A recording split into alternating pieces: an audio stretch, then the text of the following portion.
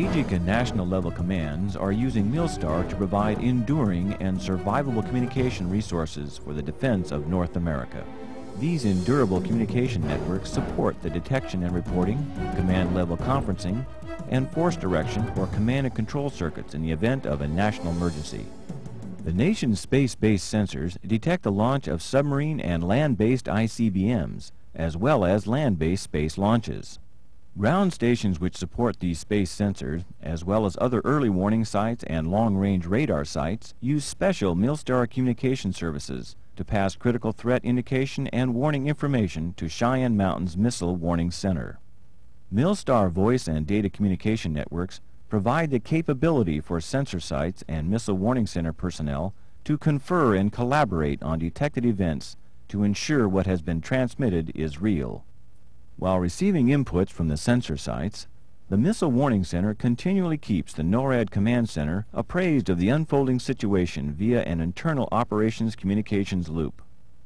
Within minutes of the reported detection, a Milstar voice conference is convened to discuss the validity of the event and its impact on the nation.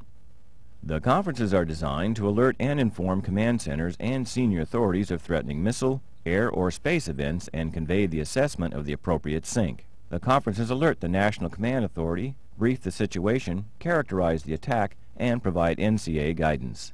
In the event a fixed site becomes incapacitated or otherwise inoperable, alternate survivable counterpart sites will assume the role of the disabled site.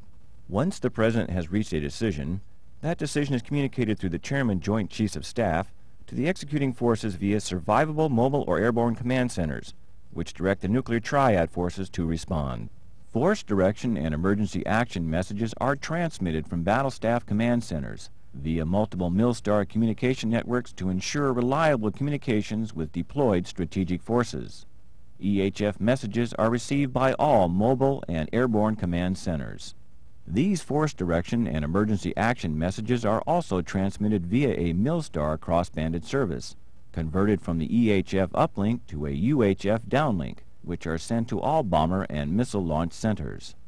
EHF force direction and EAMs are received by certain airborne command centers and retransmitted via other communication systems to all deployed submarines, as well as to missile launch centers.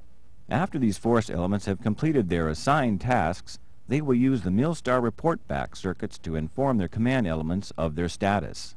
Missile launch control sites and bomber forces use the same UHF channels previously used to receive force direction messages.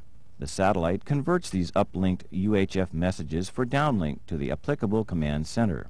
If conditions permit, deployed submarines will come to periscope depth and transmit the report back messages on the EHF sub-report back circuit.